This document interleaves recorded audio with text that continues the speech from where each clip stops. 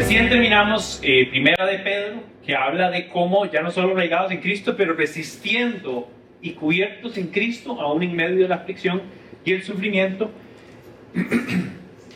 Y esta mañana queremos introducir el tema del pecado, que no es un tema popular del que se hable lo suficiente, pensaría. ¿Por qué? Porque el tema del pecado es un tema medular en los principios y en la enseñanza bíblica. Entonces escogimos ese tema. La idea es que se vea un poco oscuro, porque ciertamente lo es. Es una oscura realidad. Vamos a enfocarnos en el pecado como la naturaleza del hombre. Este es un tema donde ninguno de nosotros puede decir, ay, no sé, nada tiene que ver conmigo. Sino que más bien es un tema que globalmente encierra a la humanidad, creyentes y no creyentes. Pero nosotros, con mucho más razón, queremos buscar claridad en este tema. Porque a partir de una claridad en este tema, yo creo que también podemos entender a qué hemos sido llamados. Bueno, y ese es el propósito de esta serie. Quiero contarles de entrada por dónde vamos a ir. Vamos a dedicar 3 domingos a esta serie y queremos verlo por pedacitos para poder ver lo más que se pueda con claridad con respecto al tema. Hoy vamos a enfocarnos en el concepto del pecado como tal, esta idea del pecado original que han llamado. Próximo domingo de hoy en 15 vamos a estar con la única salida de esa oscura realidad.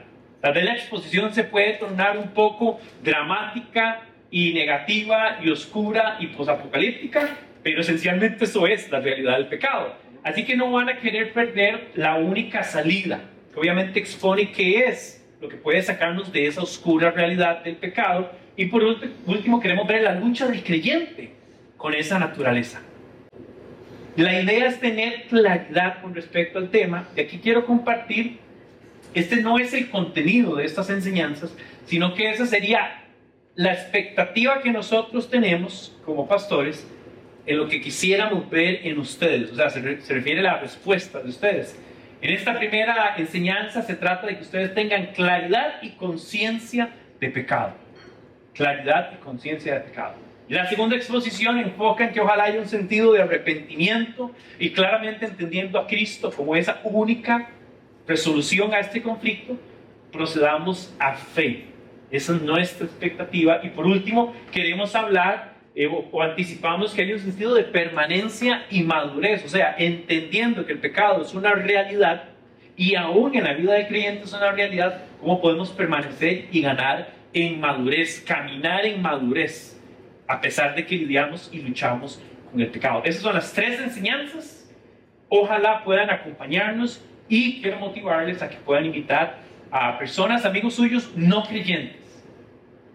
¿Por qué no creyentes? Porque especialmente para el no creyente una serie como esta tiene mucho sentido. Ahora, yo sé lo que están pensando, pero es que ¿cómo lo voy a traer o cómo lo voy a invitar para escuchar, para que digan que es un cochino pecador?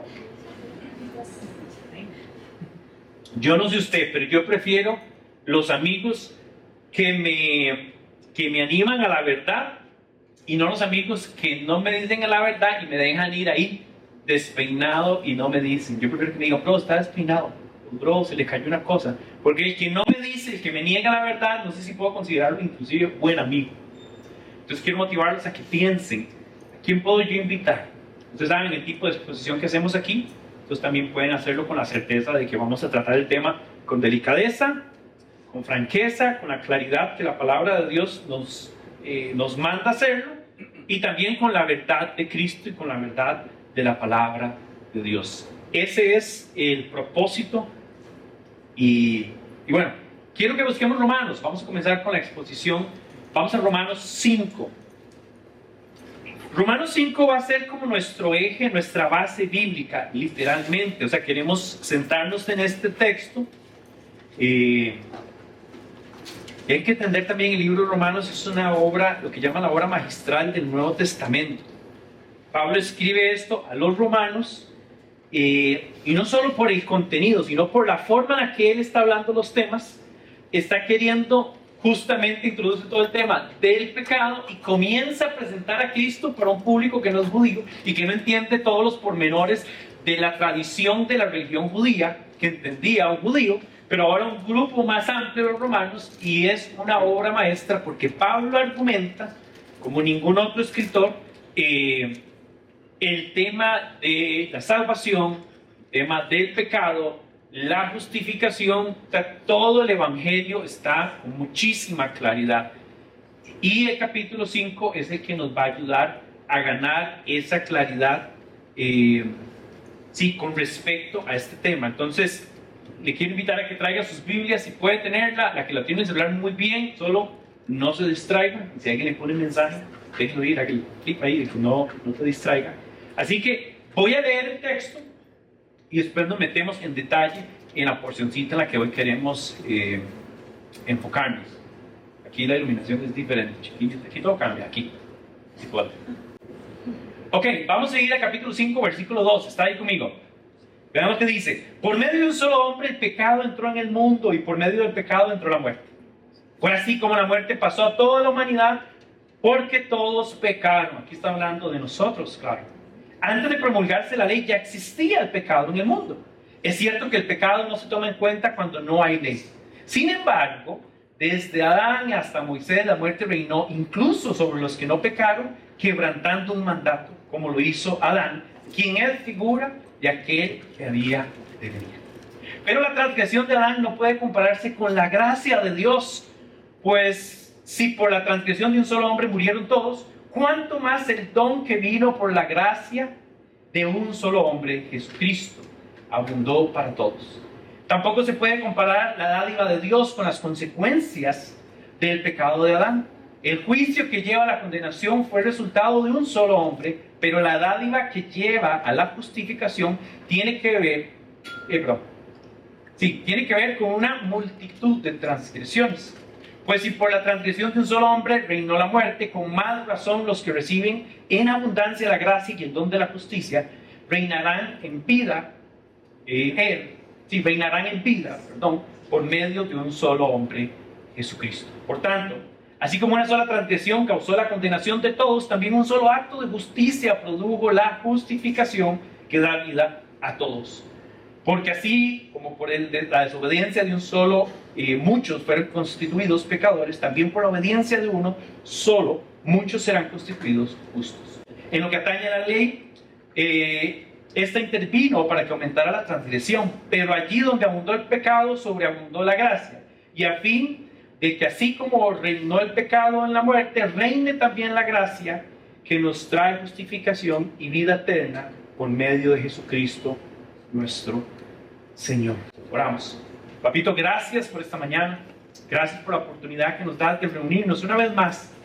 Gracias por abrirnos la oportunidad y dotarnos de todo lo que requerimos para reunirnos en tu nombre y centrando la palabra de Dios, tu palabra, tu revelación para nuestras vidas.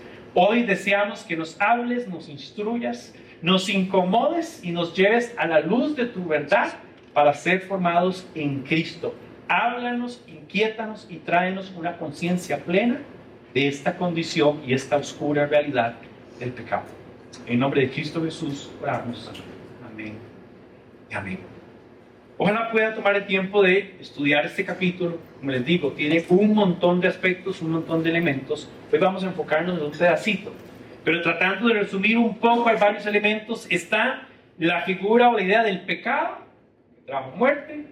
Está la idea de la gracia que nos libera de la muerte, y hay dos personajes grandes, y esta es la idea central que quiero proponerles como el argumento para debatir esto, para enseñar. Pues está Adán, el pecado de Adán, sus consecuencias, cómo eso afecta, pero está este otro segundo Adán, que es Cristo, y Él lo que nos está otorgando para sobrellevar la herencia del pecado. Entonces hay varios elementos que quiero que tengamos en mente mientras estoy en la exposición. Adán, la figura de Adán, su caída, y como esto introduce el pecado y el sentido de muerte, pero además tengamos siempre en mente un segundo Adán, que es como Pablo lo está enseñando, que es esta figura de Cristo, que dice que viene con gracia, y que la gracia viene para entonces justificarnos, liberarnos del pecado y de la condena, o la condenación del pecado. Pero bueno, vamos a enfocarnos solo en el texto del 12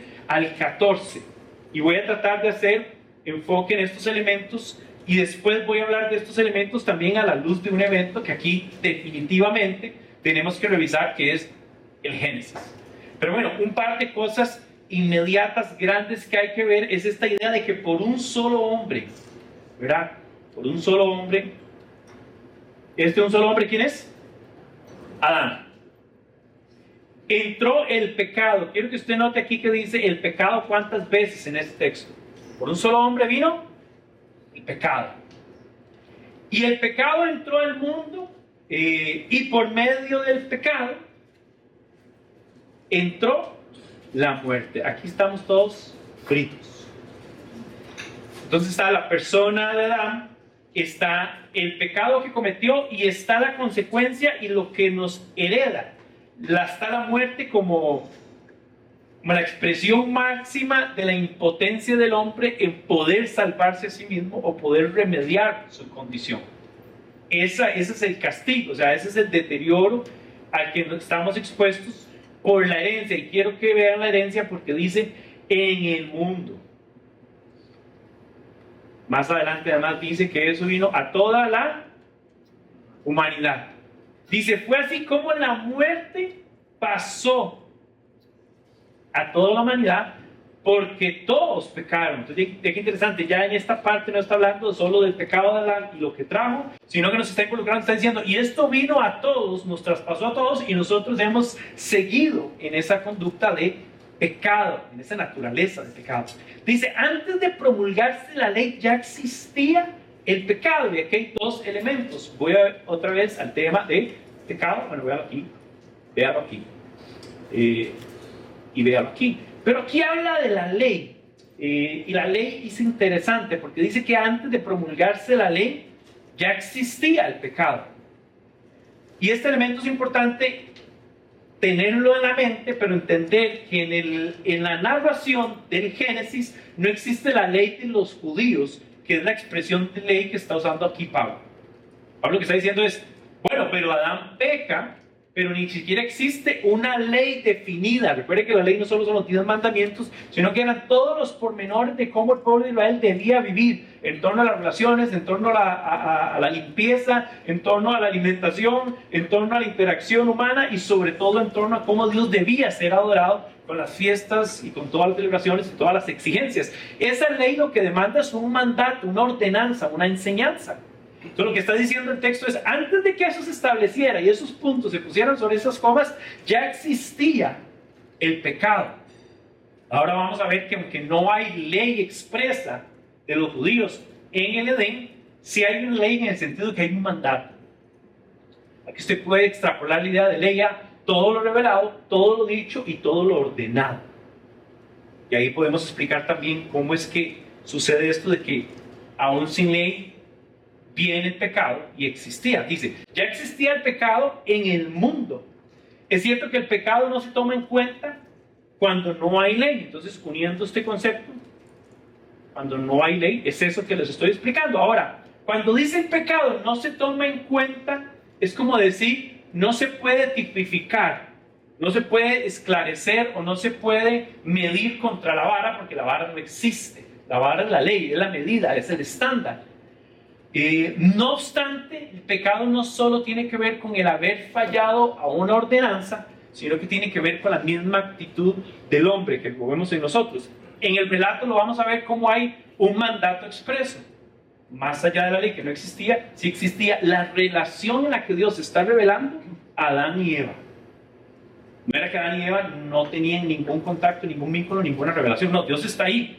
Dios está presente y les dicen, este es mi propósito y quiero que hagan esto y que hagan aquello y que nombren los animales y que gobiernen sobre el pecado. Eso está ahí y existe esa idea de lo revelado y lo enseñado, aunque no corresponde a la ley de los judíos. Esa es la idea, lo que está diciendo es, los pecados no se toman en cuenta. Cuando no hay ley, es esta idea de que la ley evidencia la carencia y evidencia el pecado. ¿Me voy a entender con esto? La ley lo que viene a hacer es como ponerle a la luz el pecado y lo evidencia. Pero aun cuando no había luz, todavía había una carencia, había una caída, había un pecado. Y en el caso de Adán y Eva, se ve en lo que Dios había revelado y había mandado que ellos no lograron satisfacer. 14. Sin embargo, desde Adán y hasta Moisés, la muerte reinó. Lo cierto del caso es que en este periodo y en este, y ya este es de la ley, ¿cierto? ¿Por dónde vino la ley? Dice que Adán hasta Moisés reinó la muerte. Este reinó la muerte es la combinación de la consecuencia del pecado en este espacio de el mundo y la humanidad. O sea, desde aquel tiempo la realidad del hombre es que estaba esclavizado por la naturaleza de pecado. No tenía cómo salir de ahí. Dice, incluso sobre los que no pecaron, quebrantando un mandato. Aquí viene como el caso distinto. Aquí dice, hay ley, hablándose o refiriéndose al tiempo de Moisés, pero inclusive quienes no pecaron por faltar a un mandato, lo cual también deja entrever el sentido del pecado, que no solo tiene que ver con una acción referente a no cumplir una ordenanza, sino inclusive el hecho de no hacer algo es considerado también una falta. Los judíos, hasta el día de hoy, tienen este concepto del pecado, de que el pecado solo se consuma cuando se ejecuta.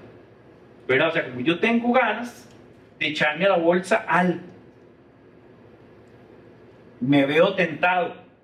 O con el ejemplo del Sermón del Monte, más claro, ¿verdad? Que dice que si yo tengo enemistad con mi vecino, aún ese odio o esa enemistad, según Jesús, me cuenta como pecado.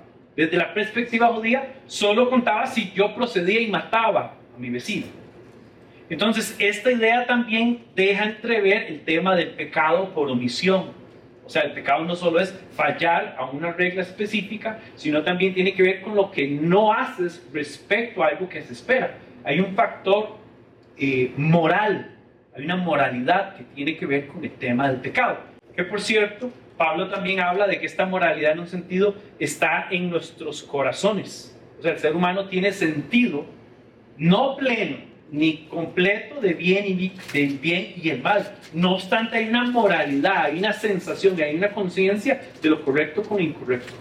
Entonces nadie puede alegar, el texto dice, nadie puede alegar ignorancia. Dice que la misma creación revela a Dios y eso debería traernos a nosotros algún sentido. Y Dios cuando dice que desde Adán y hasta Moisés la muerte reinó, incluso sobre los que no pecaron, quebrantando un mandato. Como lo dice Adán, quien es figura de aquel que habría de venir, y claramente aquí está hablando de Jesús, de Cristo. Entonces, quiero que tengan en mente esos elementos para poder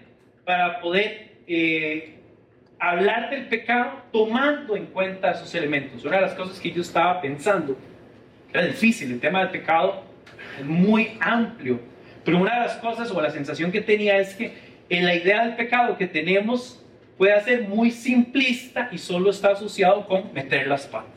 Pequé, metí las patas, ¿verdad? Entonces esa sobresimplificación de las cosas no nos ayuda a tener conciencia. Si yo quiero tener conciencia plena de esa condición, yo tengo que entender todos los pormenores. Y todos los pormenores tienen que ver, al menos inicialmente, con estos elementos. Entonces está el elemento de cómo se introduce el pecado a la humanidad, que es a través de Adán, ese hombre, un solo acto, un solo hombre que introdujo. Está el elemento global con el mundo y la humanidad, y está la consecuencia, la muerte. Vamos a ver las implicaciones de este tema de la muerte. Después habla del tema de la ley, de lo enseñado, de lo revelado, y cómo el pecado, con o sin ley, estaba presente, y todavía es pecado. La ley viene a traer luz y viene a tipificar, como a ponerle, a definir que sí y que no. Y el otro elemento muy importante es la idea de que Cristo venía para ser probado como fue Adán, y no obstante poder satisfacer la justicia de Dios. ¿Cómo estamos hasta ahí? Bien, ok, entonces voy a dejar esto aquí de momento y quiero enfocarme ahora un poco en los términos que usa. 6 veces usa pecado en este texto.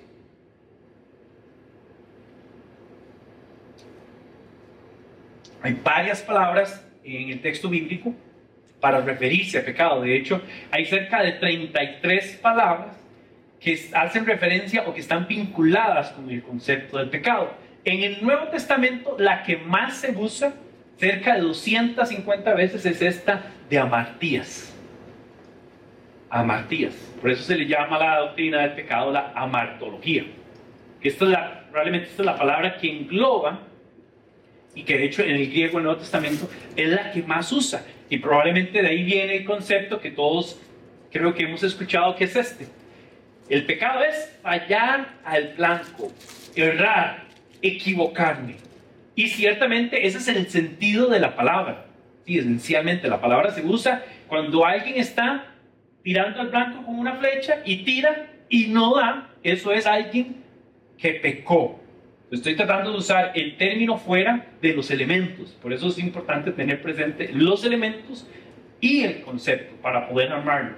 ¿Por qué? Porque a veces este fallar al blanco, aunque sí tiene que ver con esta palabra, puede quedar corta del peso y de la rigurosidad con la que se habla del pecado como una condición inhabilitante para el hombre.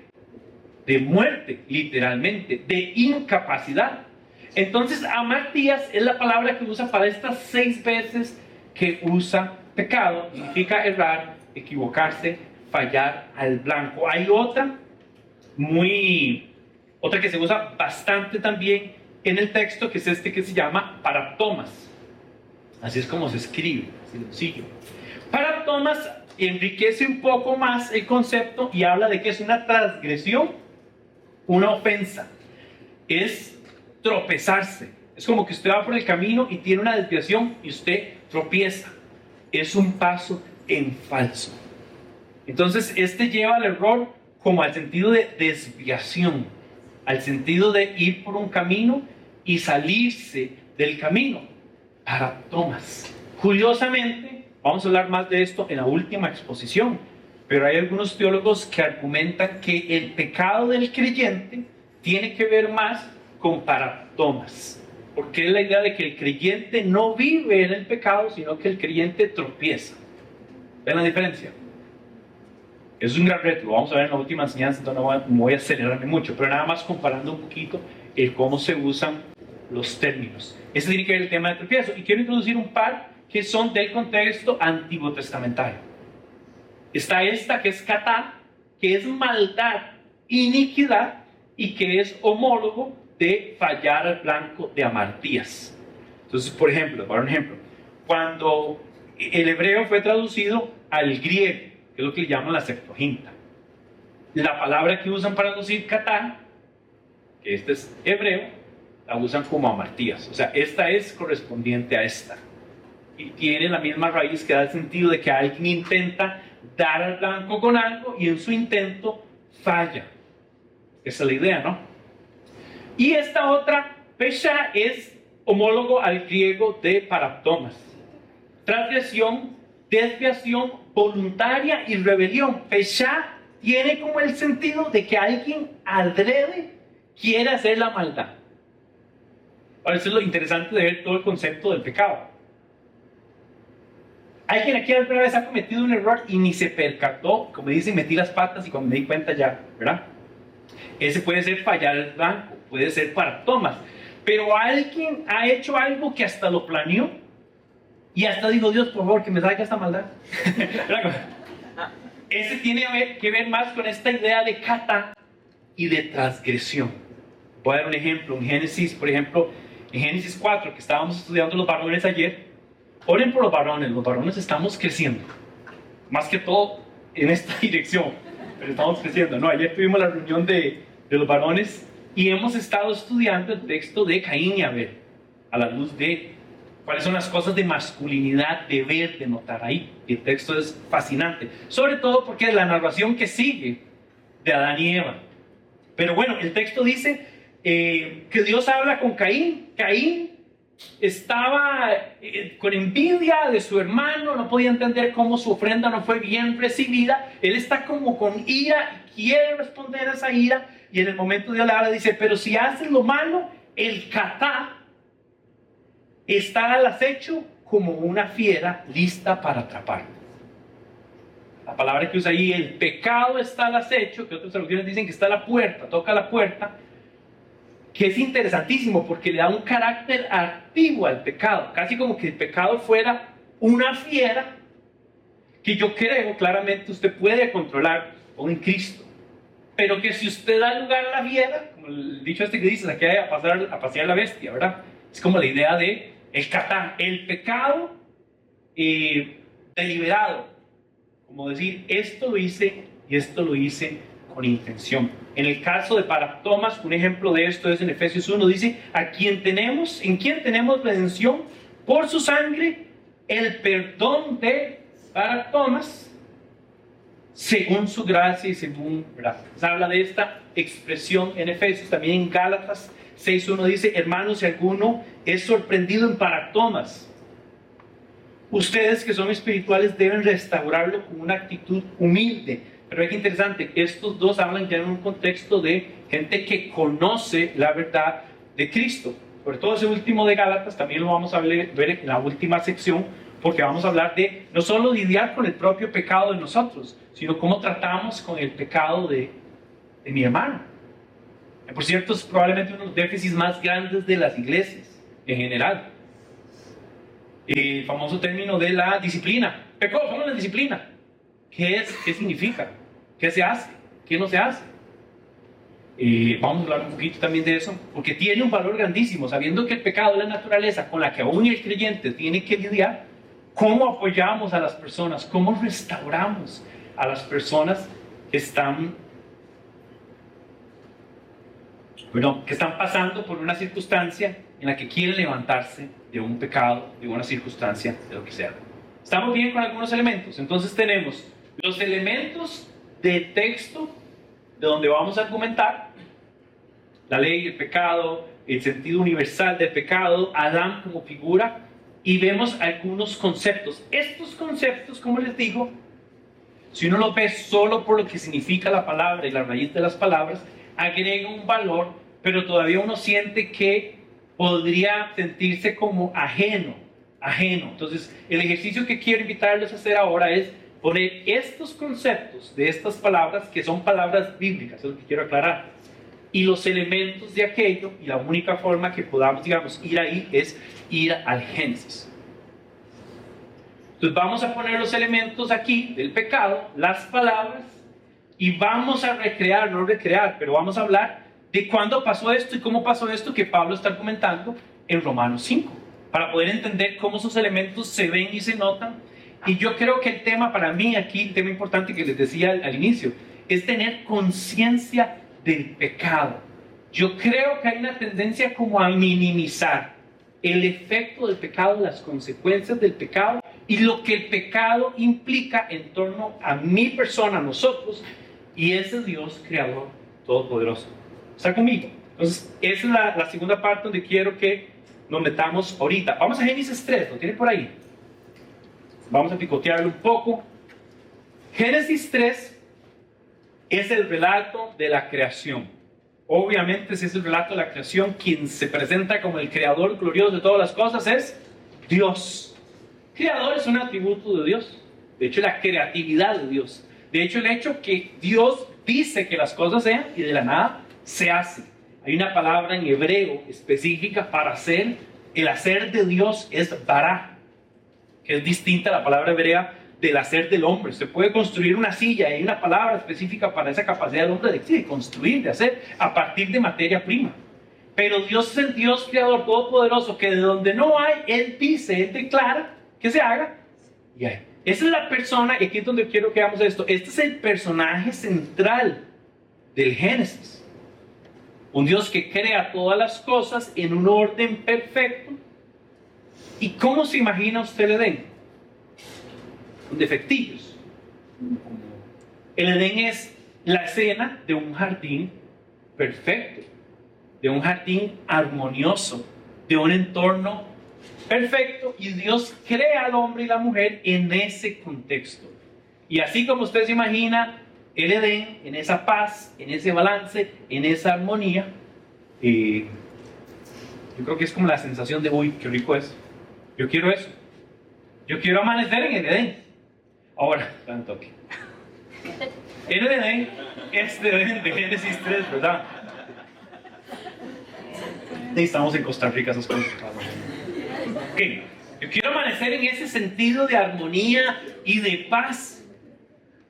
¿Alguien quiere eso? Ese es el escenario, ya lo estamos pintando. Entonces voy a leer un par de cosas.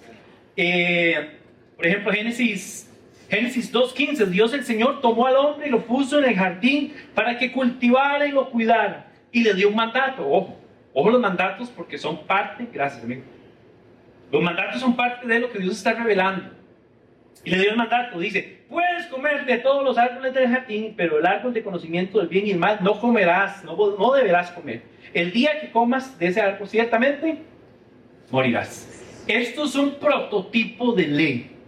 No es la ley de los judíos, pero es Dios diciendo A, B, C.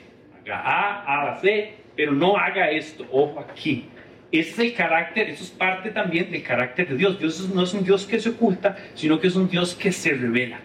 Él diseña, pone las cosas en orden y da propósito a las cosas. Y Adán y Eva son parte de esos que están disfrutando de las bondades de Dios. En el 25 dice, en ese tiempo el hombre y la mujer estaban desnudos, pero ninguno tenía vergüenza de nada. Otra vez, quiero pintar la imagen de la humanidad íntegra, diseñada, perfecta en la forma de Dios. Ellos están ambos desnudos y al final del capítulo 2 dice, ninguno tiene vergüenza, ninguno tiene malicia. Usted sí se da cuenta que nosotros vivimos en un mundo lleno de malicia y de vergüenza, de señalamiento. Está la vergüenza del que te señala, pero está la vergüenza propia porque no me acepto, no parezco armonioso. ¿Quién se le ocurrió hacerme a mí así? Eso dicho buen, que ¿quién se le ocurrió? No, entonces quiero comparar las cosas para que haya un valor y un sentido de lo que se está perdiendo. Viene el capítulo 3 y ya viene el relato. Dice en el versículo 1, dice, en verdad que Dios les dijo que no comieran de ningún árbol del jardín. ¿Quién dice eso? En verdad, dice, es verdad. Y aquí hay un elemento al que curiosamente, y para mí creo que es intencional, Pablo no está hablando del personaje de Satanás como un personaje medular en el de Romanos 5. ¿Alguien lo vio, ese elemento? No está, ¿verdad? Casi que parece ausente, como Pablo Santo, que si usted se puso a escribir esto y quería enseñarnos acerca del origen del pecado y cómo entró, cómo se introdujo a la humanidad y Adán y Jesús y todo lo demás, ¿por qué Pablo no habla del elemento de Satanás? Mi teoría con esto, pongo esto entre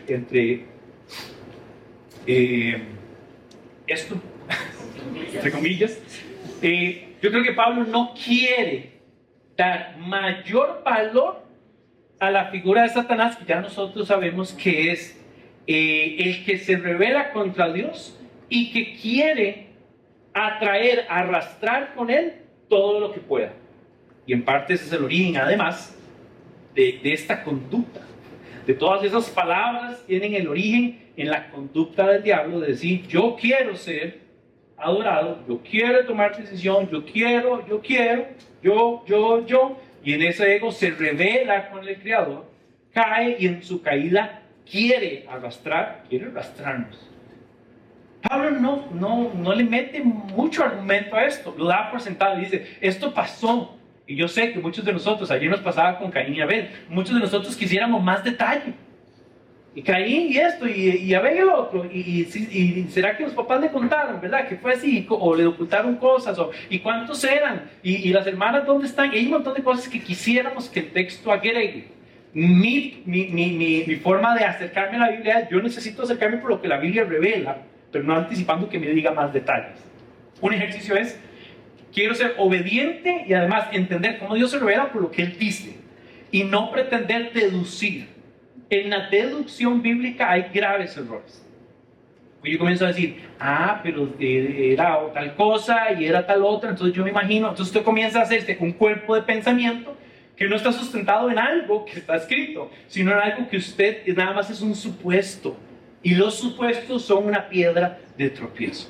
Lo que Pablo está diciendo, parto de la narración y parta de esa figura que, claro, engaña y que miente y que seduce a la mujer. Entonces Eva responde: podemos comer del fruto. Este es el versículo 2. De todos los árboles, respondió la mujer, pero en cuanto al fruto del árbol que está en medio del jardín, Dios nos ha dicho: no coman en ese árbol ni lo toquen, de lo contrario morirán. O sea, aquí se da uno cuenta no solo que el mandato fue dado, curiosamente el mandato fue dado a Adán, pero aquí se ve que Eva responde con conciencia de que ella entiende y sabe que esto fue dado. En el 4 dice: la serpiente le dijo a la mujer: no es cierto, no van a morir. Y es curiosísimo, porque ese no es cierto, muchas veces uno puede experimentarlo cuando uno duda de lo que tiene que hacer con respecto a una circunstancia, y si yo debería actuar, en este caso con el jefe, debería actuar de esta y esta y esta manera. Esto es como yo sé que Dios quiere que actúe. Y uno mismo dice: ay, no es cierto. Tal vez pueda actuar de esta y otra manera. Es interesante porque la manera en que presenta la tentación y el engaño para caer en el pecado es algo cotidiano para nosotros. ¿Cuántas veces usted ha hecho algo que no debía hacer o pensar algo que no debía pensar porque comenzó a decir: ay, no, fijo, no significa eso. No, fijo, no implica eso. O fijo, estoy justificado, sí se vale, porque como estoy devolviendo mal por mal, entonces sí, porque me estoy defendiendo. Y uno comienza uno mismo a crear justificaciones para actuar de maneras que no corresponden a lo que Dios espera. Volvemos a fallar al plan, fallar a la expectativa. Dice 4: Dios sabe muy bien que cuando coman de este árbol se le abrirán los ojos y llegarán a ser como Dios, conocedores del bien y el mal. Subraya eso ahí. Llegarán a ser como Dios. Aquí se ve un poco también la intención del corazón o de esta ego de Satanás, porque él quería ser adorado, quería ese lugar de Dios. Y él está arrastrando a Adán y Eva en ese sentido. Y dice: llegarán a ser conocedores del bien y el mal. Y todo el mundo sabe lo que pasó. Eva pela aquella cosa, lo pica. Eso no está, pero eso estoy deduciendo yo. Y lo pica y mete en la refri. Una refri muy bonita que había en ese tiempo. Y entonces lo mete ahí, después lo sacó y le dio a Adán, almorzaron, cenaron. Bueno, avanza todo. Y después de que pasa todo lo que pasa y caen en el error, viene el 8. Dice, sí, en el 8 dice: cuando el día comenzó a refrescar, oyeron el hombre y la mujer que Dios andaba recorriendo en el jardín. Esta idea de que Dios anda recorriendo en el jardín es que Dios está en ese ambiente que les estaba pintando. Él está de tú a tú. Y los ve, los escucha, interactúan. Habla de una relación. Es como cuando usted está en su casa y pasa de la sala a la cocina y habla con sus hijos y con tu esposa o su mamá. Y hay un vínculo, hay algo. Ellos están interactuando con Dios. Creo que es la cosa que hay que poner al frente del texto para que entiendan. De pasar en esa relación, hay algo súbito que viene aquí. Dice que Dios andaba recorriendo el jardín. Y entonces ellos corrieron a esconderse entre los árboles para que Dios no los viera. Pasaron del no tener vergüenza a tener vergüenza, tener culpa y tener miedo. Estas tres cosas son consecuencia del pecado. Están ahí escondiéndose. Entonces Dios llamó al hombre, dijo: ¿dónde estás? Curiosamente, ¿dónde estás? Es como que uno dice: bueno, ¿será que Dios de verdad sabe que no sabe dónde están? ¿Se le perdieron? ¿Qué piensan ustedes? Dios está buscando que haya un acercamiento de ellos en decir: aquí estoy. Dios sabe, pero en esa relación dice: ¿dónde estás? El hombre contestó: escuché que andas por el jardín y tuve miedo porque estoy desnudo. Tengo vergüenza, tengo miedo, me escondo y estoy desnudo. Más adelante, en el 13, después de que viene,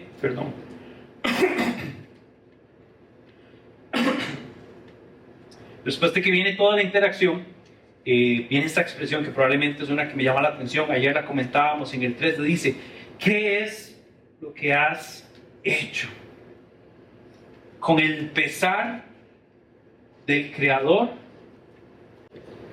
y con todo lo que el Creador ha hecho y dándole al hombre y la mujer el beneficio, el disfrute, la plenitud de todo esto. Creo que Dios dice esto con una profunda tristeza, dolor, que dicen: ¿qué has hecho? ¿Alguien ha estado en un momento de su vida donde alguien te comunica de algo y le has dicho a alguien qué hizo? O para sí mismo, alguna vez han dicho: ¿qué hice? ¿Alguien recuerda eso? ¿Cómo lo recuerda? Como con un hueco aquí, con un vacío, como: ay, no. Y es curioso porque en ese "qué has hecho" personal que yo he vivido, y me imagino usted también, usted dice: estuve a segundos. O sea, si hubiera tenido esta reacción 10 segundos antes de esa decisión, estuviera del otro lado del tropiezo, del paratomas, y no me hubiera comido el jatá. Esa expresión es grandísima. Creo, yo la relaciono con el pesar de Dios de entender algo que ni Adán ni Eva entienden en proporción de lo que ha pasado. Y este es un gran reto. Tenemos que comenzar a ver y a pesar el pecado, no desde la reacción humana del pecado, sino de cómo lo ve Dios. Es que si yo veo el pecado como yo lo veo, como es que es una fallilla, ellos saben, no pasa nada. Pero aquí yo creo que en parte Dios está diciendo que lo que Él ve, la dimensión del pecado y el efecto del pecado, es mucho más de lo que nosotros terminamos de procesar. Por eso esta enseñanza de ganar esa claridad y esa conciencia. La mujer le dice: la serpiente me engañó y comí.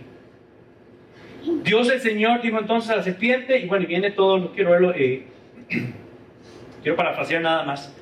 Y viene la maldición sobre el animal, y viene también las consecuencias. Al 16 dice: la mujer le dijo: multiplicaré tus dolores de parto y darás a luz a tus hijos con dolor.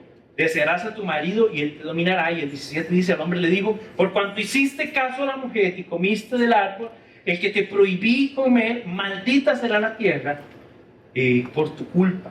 Con penosos trabajos comerás de ella todos los días de tu vida. Ese es el relato de Génesis 3, del que Pablo nos está motivando a entender. Y es esta realidad de Dios el Creador. Piensa en todos los atributos de Dios. Adán y Eva están experimentando el diseño y por ende el propósito. Ese diseño y ese propósito viene de Dios. Si usted ve inclusive el orden de la creación de las cosas, tiene un diseño perfecto, divino. Los entornos de los animales, todo está en un perfecto balance y en un ecosistema. Eso habla del diseño de Dios y del propósito. Dios diseña y Dios da propósito. El otro valor que está ahí en esta escena es la ley. Y aquí pongo la ley, otra vez refiriéndome a lo revelado, lo enseñado. O sea, Dios se manifiesta, Dios habla, Dios dice, Dios manda. Y aquí había un mandato claro, expreso. Curiosamente no eran muchos, según el relato. Pero aquí curioso como el ser humano, hasta con poquitos vamos a fallar. Era una cosa: coman de todos. De ese no. Estaba fácil, dice uno. Bueno. La tercera cosa, o el tercer elemento grande que hay que notar, que a veces no puede ser tan fácil de notar, es la justicia. Y la justicia tiene que ver con el estándar de Dios. Dios es perfecto, bueno, santo. Entonces su estándar es perfecto, santo, apartado, glorioso. Y su justicia es que todo sea en ese orden y todo entre en ese orden. Y por lo último vemos un tema de relación que habla de vínculo. Dios está en relación con su creación y Él está, me gusta el pasaje que dice que Él descansa, Él dice que todo lo que Él hizo es bueno y agradable. Claro, si es la muestra de lo revelado, de su diseño, de su propósito, de su justicia, de su estándar. Adán y Eva en este texto están en una armonía con eso. Están en conexión de eso. Viene el relato, viene el engaño, viene la seducción. Curiosamente, la mujer también reconoce que el fruto es atractivo, ¿verdad? En el 6 dice: la mujer vio que el fruto del árbol era bueno para comer, era atractivo. Y entonces viene el error, y el error quebranta esa armonía. Entonces aquí es donde quiero hacer este elemento, este juego de los elementos, es tenemos los conceptos abajo del pecado, tal vez no los ven, pero los que puse antes. Está Dios creador con todos sus atributos ofreciendo todo esto en un balance perfecto. ¿Dónde está el pecado? ¿Qué implica el pecado? Bueno, el fallo al blanco de Amartías es fallar a esto. No estar a la altura de la expectativa de Dios. Dios es justo. Entonces fallar al blanco tiene un sentido pleno cuando lo dirijo en Dios. El otro aspecto es el tema de errar y equivocarme, que está en esa misma orientación. La transgresión, la desviación, la rebelión está ahí, porque hay un diseño en el que Dios hizo las cosas. Se está transgrediendo lo revelado, el mandato. Y hay una ofensa, porque hay un vínculo, hay una relación del que ellos están saliendo. Entonces, cuando uno ve todos los conceptos del valor de la palabra pecado y los pone en esta escena, es Adán y Eva tomando la decisión de desechar el diseño y el propósito de Dios, lo revelado de Dios, la justicia y el estándar de Dios, y la relación y el vínculo. Quiere decir que el pecado no solo tiene que ver con esta idea, y aquí es donde se simplifica demasiado, como me equivoqué. No, el pecado es algo que atenta con todo lo que Dios significa. El Creador está viendo a las criaturas que Él hizo partir del diseño y del propósito. Están rompiendo el vínculo que Él estableció de tú a tú. Entonces ahí, para mí, en este punto es donde yo puedo entender que esa transgresión puso al pecado en medio y hizo a Adán y Eva poseedores de esto, ya no como un evento, sino de esto como una realidad de su conducta. Y ahí es donde viene la herencia de esa naturaleza de pecado. Entonces, ¿qué hacemos nosotros cuando pecamos? Constantemente estamos haciendo iniquidad, maldad, que por cierto esto tiene que ver con la idea de algo inmoral, algo indebido. Que por cierto, lo que les di al inicio, lo inmoral y lo indebido casi que es una moralidad universal que es parte del diseño de Dios.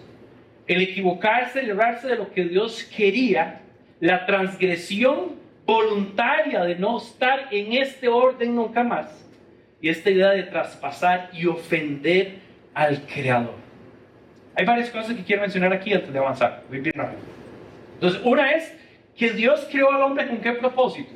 ¿Recuerdan algún pasaje en la Biblia que habla de esto? Para alabar al Padre, para glorificar al Padre. Dice que el hombre debía manifestar la imagen de Dios, cargar esa imagen. Entonces ahora la creación ya no carga la imagen de Dios, sino que desvirtuó, desfiguró la imagen de Dios. Eso es como que usted haga una escultura preciosa que usted pinte, y alguien más venga en la exposición y le cambie todas las cosas, y si la escultura hablaba del amor y de la paciencia y de la paz, es otra persona que vino mientras dormías y cambió tu escultura, ahora refleja otros valores que no son los valores del Creador. Ese es el pecado que deberías vivir para manifestar todo lo de Dios, pero vivo esencialmente, ojo aquí, con la oscura realidad, para manifestar todo lo antagónico a Dios. ¿Qué es todo lo antagónico de Dios? Jesús le dijo a un grupo de personas: ustedes son hijos de su padre, diablo. Oh. Y ese concepto a mí me ayuda a entender. Quiere decir que yo, por naturaleza, soy tendiente a manifestar algo que nada tiene que ver con Dios, pero Él me creó. ¿Cómo se sentiría usted si usted es el creador de todas las cosas y lo que usted hizo con un diseño, con un propósito, cambia? ¡Qué duro! Eso es lo fuerte del pecado. Todo cambia con el tema de la justicia, que es un tema importantísimo. La próxima semana, de hoy en 8, va a salir el podcast, y el podcast vamos a hacer un ejercicio de hablar de este sentido de justicia y todo este lenguaje de legalidad, de juicio y de jueces y de abogados que está en el texto en un montón de lugares. Pero refiriéndome a la justicia de Dios, el estándar, lo que Él quería, entra ahora en un estira y encoge Porque cuando el hombre y la mujer tienen conciencia del bien y del mal, esa conciencia le hace acreedor de un juicio. ¿Me explico? Ve que interesante. Ahora el hombre, nosotros tenemos un juicio, pero ¿cómo son nuestros juicios? ¿Cuáles son nuestros juicios de valor? ¿Plenos y correctos? ¿O son sesgados? Es curioso porque entonces el hombre adopta capacidades, por decir así, distorsionadas. Entonces, al final, en lugar de buscar por lo que él dice que es justo y es correcto y es el estándar, ahora yo ando lidiando con las personas diciéndole esto es bueno, esto es malo, esto es lo que yo pienso, esto es lo que me parece. Es una manera de desplazar a Dios como el juez último y decir, yo tengo capacidad de juicio. Yo puedo decir que eso sí y que eso no, y además que hiciste bien y que hiciste mal, lo cual es terrible, es destructivo, porque entonces nos atacamos con el juicio unos a otros. Y mi juicio y mi justicia y la suya no significa nada para nadie. Es muy triste, ¿verdad? Uno habla, cuando se habla de política, cuando se habla de esto, cuando se habla de lo otro, hay una expresión en la que la gente quiere atrincherarse con un sentido de alta moralidad. Entonces la gente dice, de todos estos movimientos modernos, humanísticos, es que tiene que hacerse justicia con esta población y tiene que hacerse justicia con aquella otra. Cualquier ejercicio de justicia humana es una podredumbre delante del ejercicio de la justicia de Dios. ¿Ve la capacidad del pecado? Ay, yo sí que soy justo con mi esposa. Yo sí que soy justo con mis hijos. Yo como jefe en el trabajo, yo sí que soy justo. ¿No ves lo que hice? Y Dios está conmigo. Usted no sabe el estándar de la justicia. Y es curioso porque esto viene desde esta realidad. ¿Están conmigo ahí? Vamos a repasar un poquito.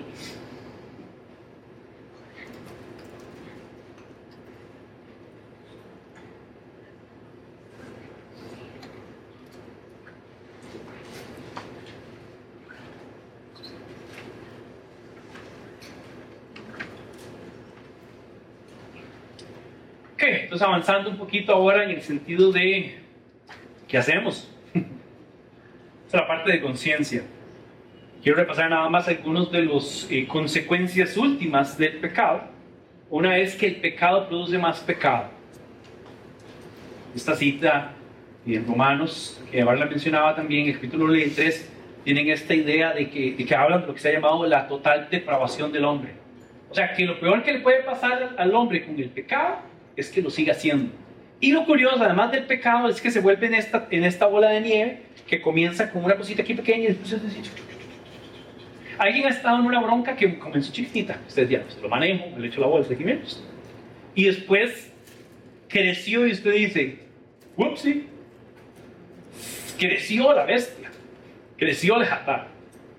El pecado produce más pecado y esta, así esencialmente de entrada, es una de las peores consecuencias. Y ahora que estábamos viendo el tema del sufrimiento, hablábamos, el sufrimiento viene de mi pecado.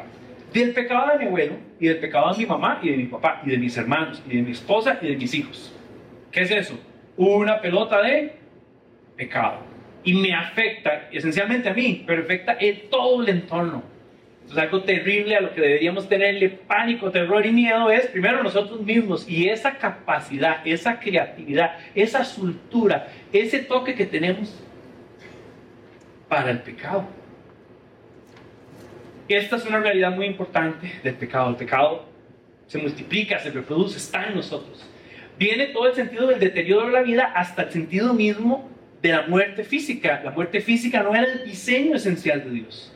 Él quería que habitáramos con Él en esa perfecta armonía del jardín por siempre y para siempre. Quiere decir que viene un deterioro de la experiencia de la vida y finalmente la muerte. ¿Quién a veces cuando piensa en la muerte uno dice, uy, qué duro? La semana pasada murió una tía abuela, que fue muy significativa además porque era una generación completa. Ella era la hermana de mi abuelo y ella era la última que quedaba, como de 6. Qué duro, porque entre lo que estábamos hablando en las velas, comenzó la idea de, ahora sigue esa generación, ¿verdad? Sigue la generación de mi mamá y los primos y los tíos, yo, pues siguen ustedes, yo me quedo más acá. Pero la idea esencial de la muerte es que todos estamos en fila.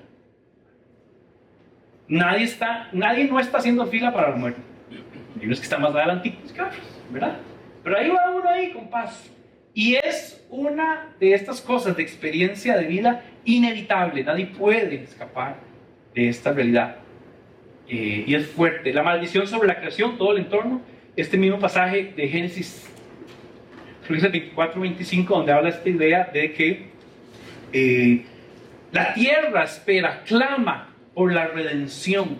Quiere decir que el deterioro no solo vino por el personaje de la humanidad, pero todo el entorno está deteriorado, está marcado por el pecado. También, probablemente, la que engloba todo es esta: la separación de Dios y la muerte espiritual. Si uno cree que esto es duro, considere esto: una separación plena, completa de aquel que te diseñó con propósito. No está accesible. Yo quiero saber quién soy, cómo me llamo, por qué me hizo y para qué me hizo, y no puedo ahí porque esta condición me separó. Hay un abismo gigantesco.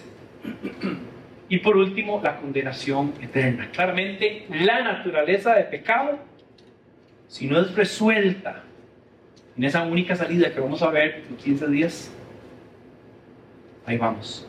Un par de textos por ahí que leía que estaban muy, esos que puse ahí. El Hebreos 13 es que dice que,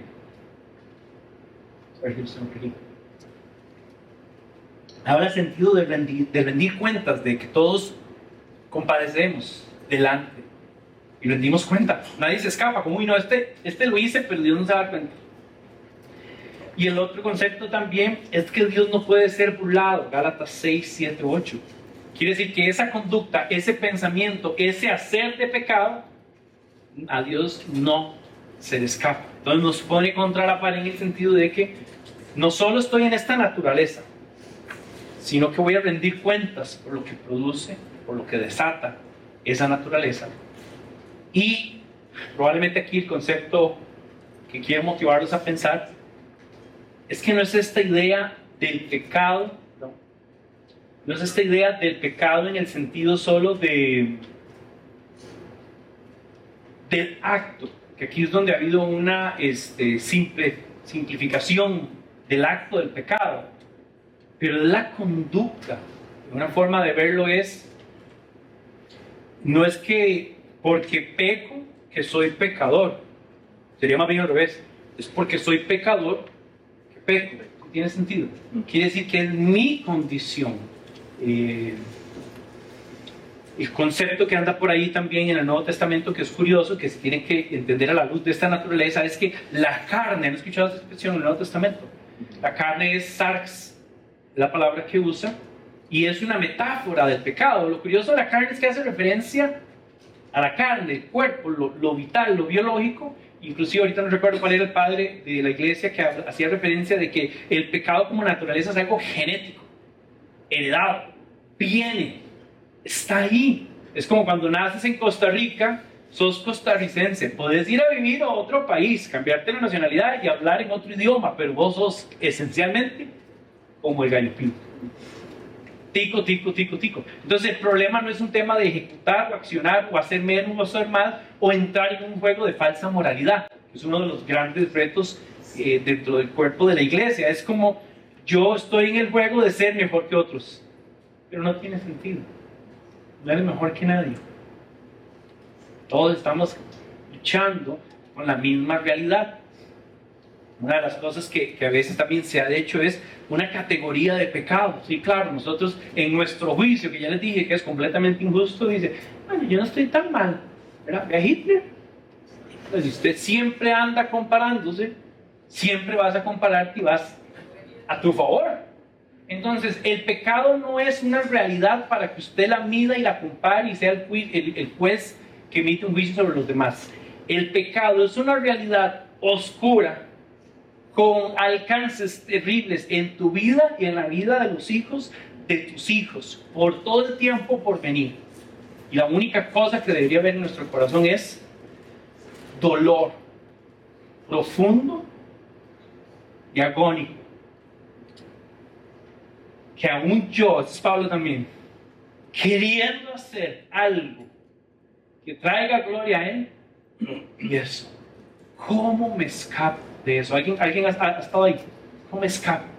Yo amo al Señor, hablando de los creyentes, ¿verdad? Yo entiendo su gracia, yo tengo su misericordia y todavía lucho con que mi ejercer de vida, mi manifestación de vida, no sea nada más una expresión de soy puro pecado. Qué duro, ¿verdad?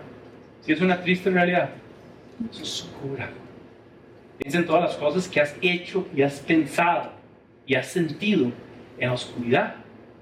Dios guarde sepa a mi esposa, a mis hijos, o igual sepa al pastor. Qué duro vivir con esa vergüenza, con esa culpa, con ese miedo.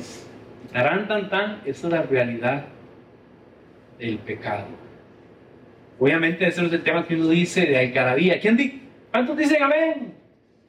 Bueno, todos deberían decir amén, porque esto nos mete a todos. No lo quiero dejar mucho en la penumbra y en la oscuridad, pero sí quiero ser enfático de que aquí lo que quiero, el objetivo es conciencia. ¿Tienes esa conciencia? Te ayudó a verlo. El valor de las palabras aplicado a aquel a que estamos constantemente en un montón de formas que ni lo dimensionamos. En Cristo podemos recuperar y tener otra realidad. ¿Qué tal si nos ponemos de pie? Tomen tiempo para meditar. Por favor, tomen tiempo para meditar en su vida. En su vida. Y qué duro, porque no quisiera de verdad como ponerlos a pensar de más, pero ¿qué ha hecho la naturaleza del pecado en mi vida? En mi familia. El ejercicio no es para entristecerse, pero es para ganar conciencia. Y las familias por generaciones arrastran un montón de consecuencias. Medita en eso. Y sobre todo medite en que en Cristo hay una gracia mayor, gloriosa, que sobrepasa el alcance y las consecuencias de pecados en nuestra realidad. Y es riquísimo.